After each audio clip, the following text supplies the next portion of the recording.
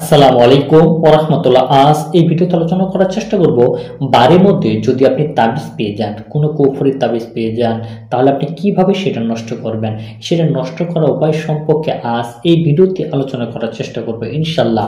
আপনারা দেখছেন জিনপুরি ও কালো জাদু রিলেটিভ ইউটিউব চ্যানেল। আমি সঙ্গে রয়েছি মোহাম্মদ সিকে ফরহাদ রেজা।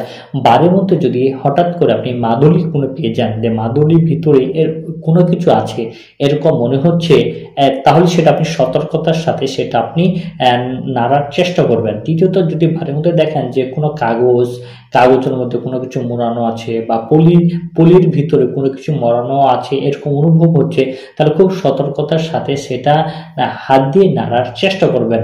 কারণ যে যখন আপনি যদি এটা মনে হয় যে আসলে সেটা তাবিজ হতে পারে, তাহলে অবশ্যই হাতে গ্লাস বা খালি হাতে আপনি সেটা টাচ করা থেকে বিরত থাকবেন।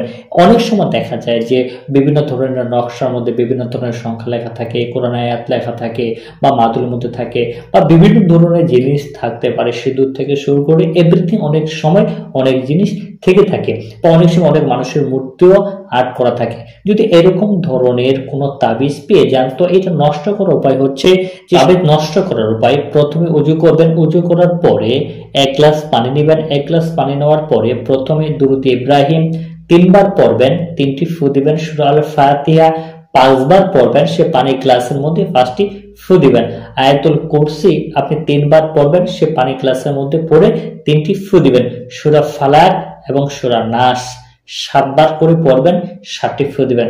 দেওয়ার পরে যে তাবিজ অথবা আপনি যে লেখা পেয়েছেন সে পানির মধ্যে ছেড়ে দিবেন। ছেড়ে দেওয়ার পরে গ্লাসে পানির মধ্যে দিয়ে দিবেন। দিয়ে দেওয়ার পরে 5 থেকে 10 মিনিট পরে সে পানিটা এমন একটা জায়গায় ফেলে দিবেন যে জায়গায় মানুষের চলাফেরা একবারে কম, বা সেখানে মানুষ চলাফেরা করে না, এরকম কোনো পুকুরে দিতে পারেন, খালে দিতে পারেন। এরকম জায়গায় সে তাবিজ সহ পানি সহ আপনি ফেলে দিবেন, সেই তাবিজের প্রভাব কিন্তু নষ্ট হয়ে যাবে। তাহলে এইভাবে খুব সহজেই আপনি নিজেই তাবিজকে নষ্ট করতে পারবেন।